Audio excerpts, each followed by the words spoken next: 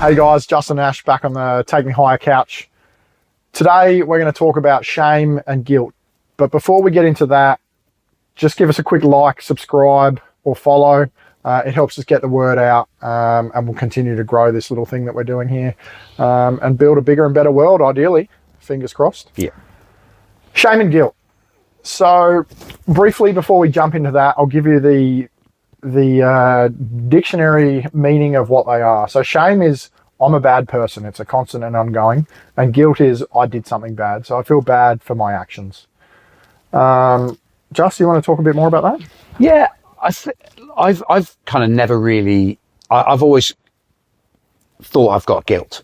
Like I feel guilty about that, but I think the shame. Some of the things I have done, I have actually felt shame for. Yeah. Or I'm ashamed of myself. And it's hard to sort of separate those feelings, isn't it? It is. Yeah, absolutely. Yeah. Because I'd argue that the things that you've done in your life don't make you a bad person. While yes, they're bad things, you're not a bad person. Yeah, completely. And I think, like everything is temporary, like you can't just judge yourself on that one data point alone. If you start to give yourself a hard time for, multiple things and then say, well, I am obviously a bad person, then you're doing yourself a really big disservice. Yeah. You are in some ways responsible for treating people well. I mean, we've all got a sort of an ethical responsibility to be kind to the people around us. That's we're one human family to an extent, but ultimately, like your own happiness is important, and living to your values is the way we've got to be. So yeah. Have you got anything that you want to sort of experience that you've been through where you felt guilt or ongoing shame? Yeah, and it sort of speaks to that exact point that we're talking about here. We've talked about it in previous videos, but I lost my mother in a really, really tragic accident, and I haven't cried like you on the couch today, but I'm also thinking that maybe kind of like, I haven't got into the absolute minutiae of what happened. So maybe I haven't kind of got as visceral with some of those feelings. But in the years after losing my mum, I now look back and I realize I had depression. I was depressed. I had post-traumatic stress disorder, a lot of things that just weren't quite right. And during that time, I had to make some life goes on. Yeah. So, yes, okay, I lost my mum, but also I was trying to kind of navigate and meander my way through what my life looked like. And, doing that with loss and doing it with depression meant I made some really, really shit choices. I was going to say, how did that affect your behavior? Really badly, and that's why, I have got some guilt for it, but I am ashamed of some of the things I did back then. But let's drill down into them then. So after my mum passed away, I moved from one city in Wales, Swansea, back to Cardiff, which is kind of where my family was. And I didn't realise really the effects of my depression. I got myself a nice little apartment in Cardiff Bay. I thought that was going to be the answer to all my prayers. I was going to be back in the mix with all my friends and everything. But I had sort of this debilitating kind of anxiety. And I remember my brother, maybe I'm going to get emotional.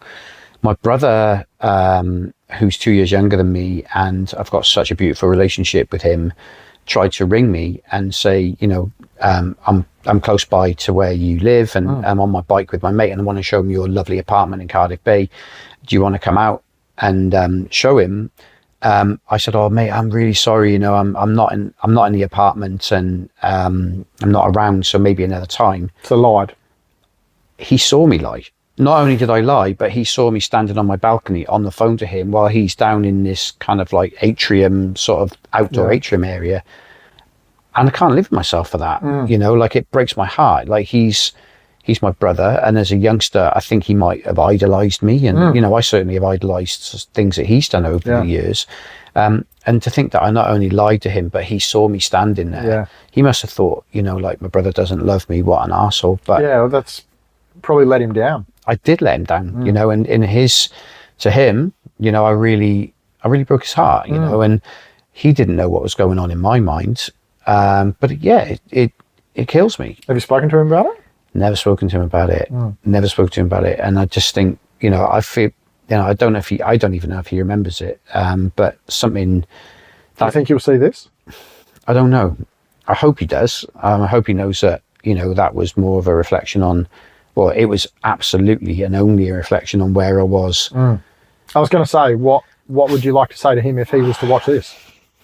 You know, it wasn't him. It wasn't that I didn't want to see him. Of course I wanted to see him. I love spending time with my brother. I'm flying back to the UK tomorrow night purely to be with my family, and he's a major part of that. You know, I'd love to. I was depressed. You know, at the time that he wanted to catch up with me, it was sometimes as much as I could do to get off my sofa to go and make myself a cup of coffee sometimes. Yeah. And I drill down and I asked you some pretty challenging questions then on purpose, because I think that shows, while yes, you did something bad, you're not a bad person. No. That you weren't intentionally trying to avoid him or not see him or not be there for your brother.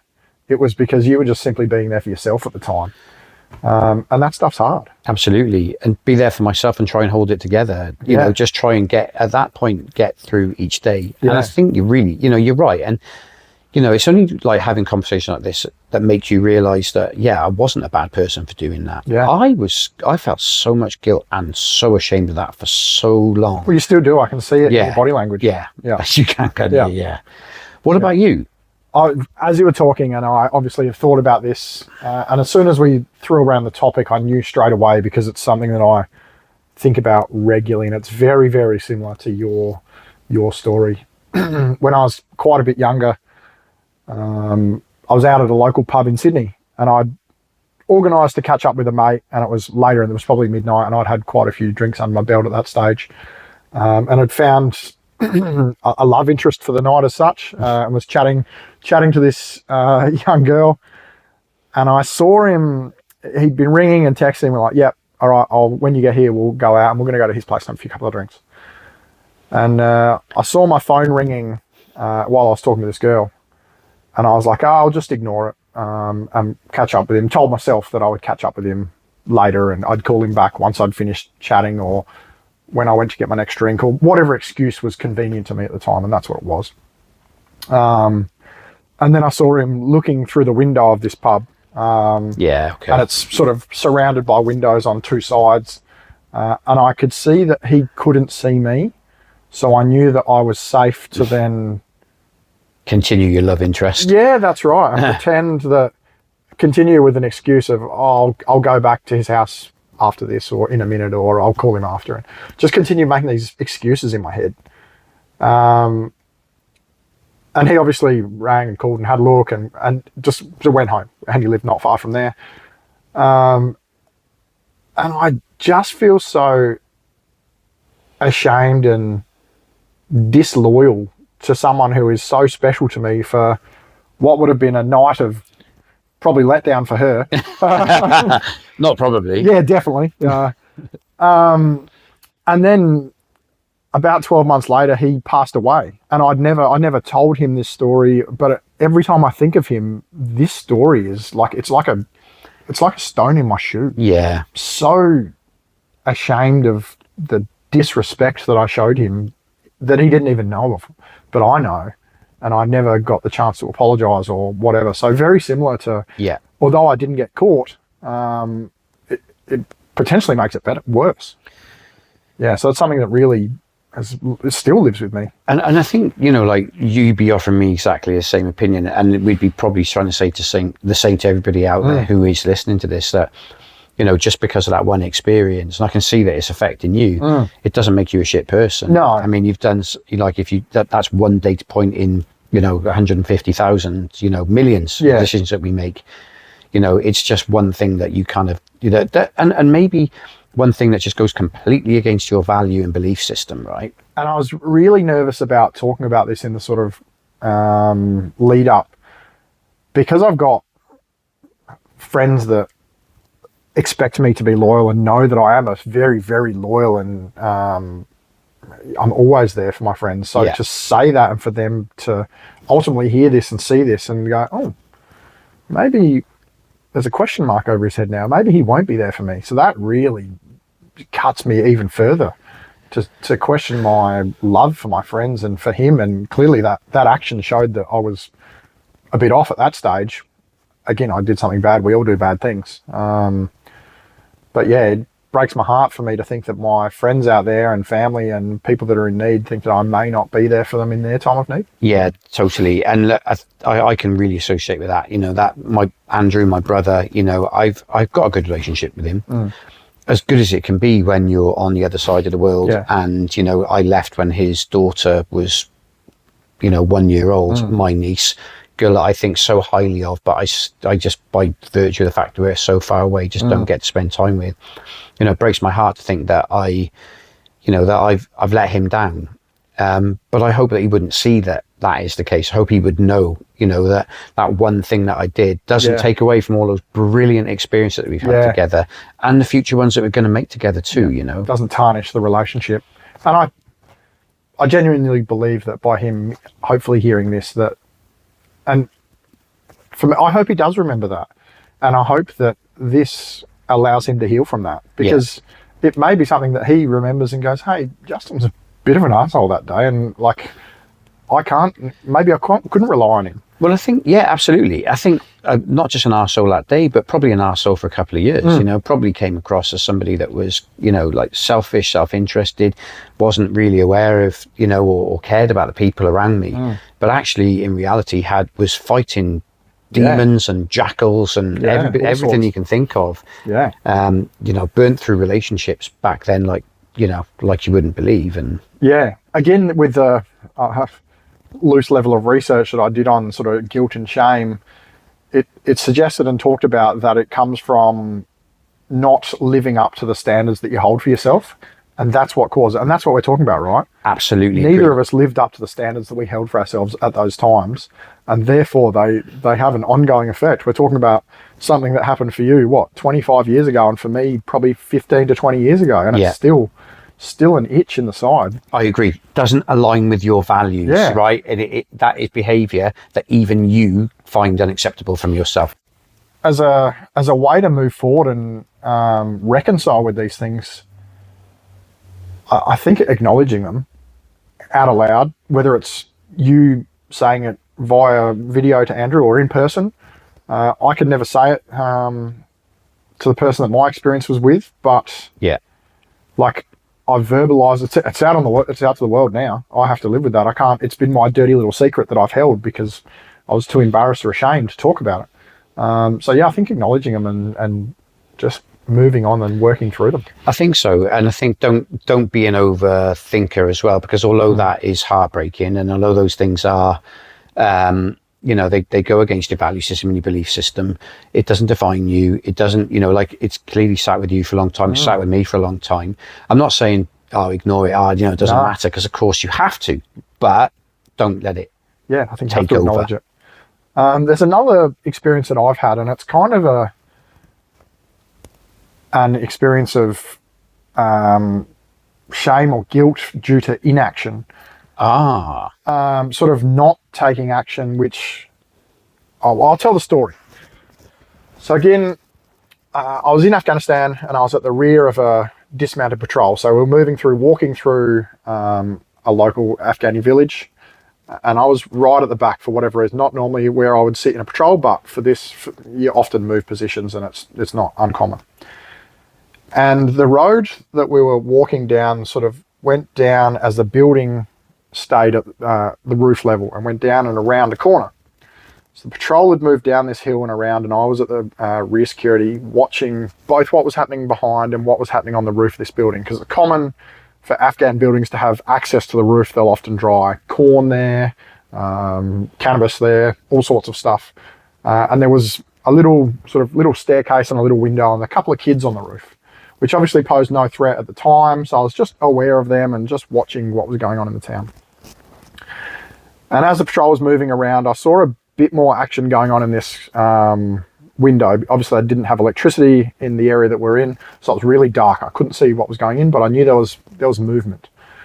So it just cued me a bit more, and I paid a bit more attention, and the kids sort of ran over to this window, and something was happening, but I, again, couldn't really make it out because I was just a bit far away. And I'd sort of come around and brought my rifle up just to use the optics, just to get a bit better picture of what was going on.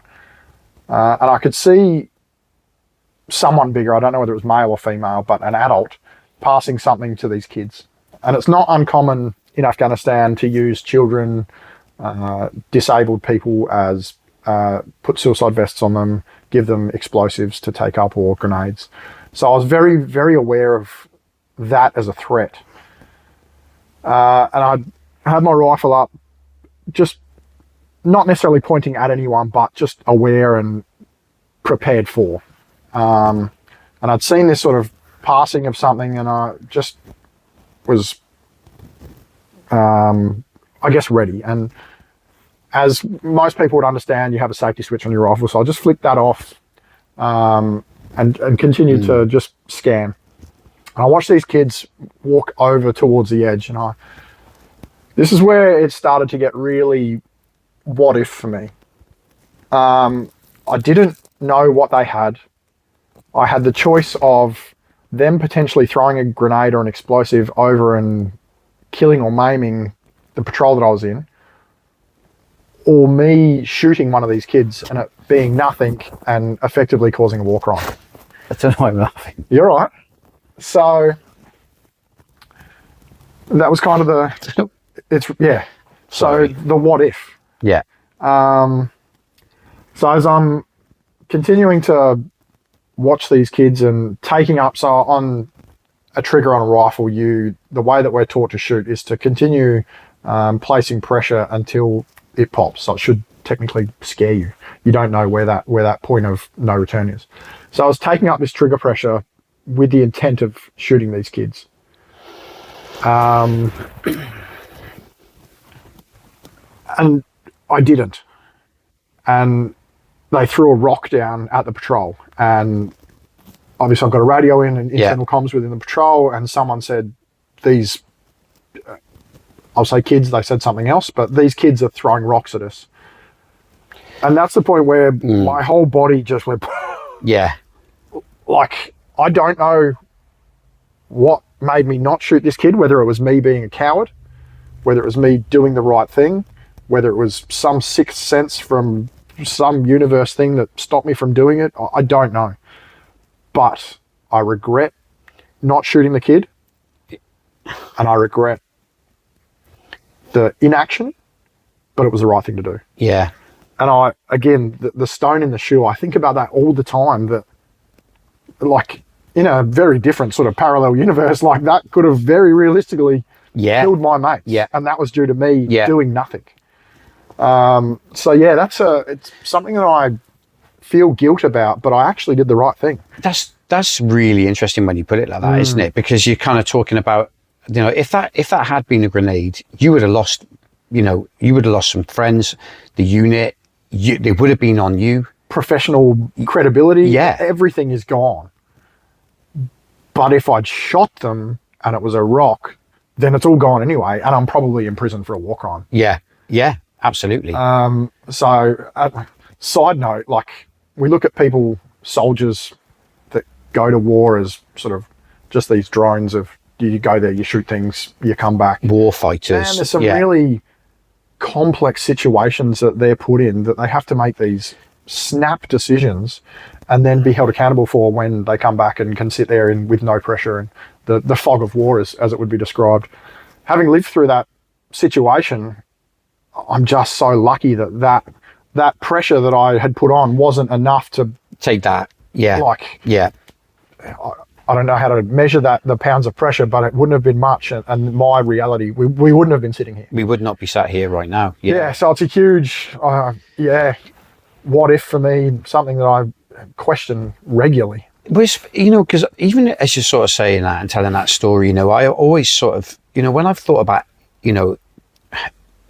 inaction, I always see it as regret. Yeah. But it's, but I don't even know if it is regret. No. I think you're right. It is a sort of, there is that sort of like, shame, guilt type sort of thing that I didn't pull the trigger. But but it was actually the best outcome possible. The best outcome possible.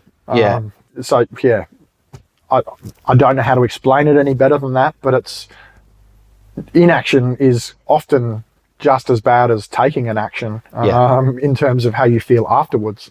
So I just wanted to, I guess, highlight the two different types that I've experienced, and that you've sort of explained as well that, yeah, shame and guilt can come for all different reasons. Yeah. Yeah. You got anything else you want to cover off on that one? No, look, I think I've said pretty much everything that I want to, and to the point you're making, I think, we cannot beat ourselves up. Like we have to reconcile those things on a daily basis. Do not give yourself a hard time. If you are living your life to the values that you think are right at the time, then you can't ask for more of yourself than that. Yeah, that's right. And if you are harboring those shameful feelings or guilt, then we keep going back to it. Find someone to talk them through with. Like, as I talk through my things, I'm like, wow, it sort of takes it off the shoulders a little bit. Cathartic. Yeah, it is a little bit. Yeah. Gets it out there, and it's, I've said it before, like a problem shared is a problem halved. Like, maybe you wear the burden as well, and it's lighter on me, I'm not sure. But the sort of suggestion that I'm making, that don't just harbour it all yourself, get it out there into the world, and that'll help it heal. I'm going back to UK like tomorrow, and we've, I didn't know if I wouldn't have spoken to my brother about this, but I will speak to him about it. Yeah. I am going to sit down with him. Good. And I think just kind of clear the air and, get that conversation had. Good. Well, mate, I'm excited for you, because it won't be that stone in the shoe anymore. Exactly right. Yeah. Thanks, mate. Cheers, mate.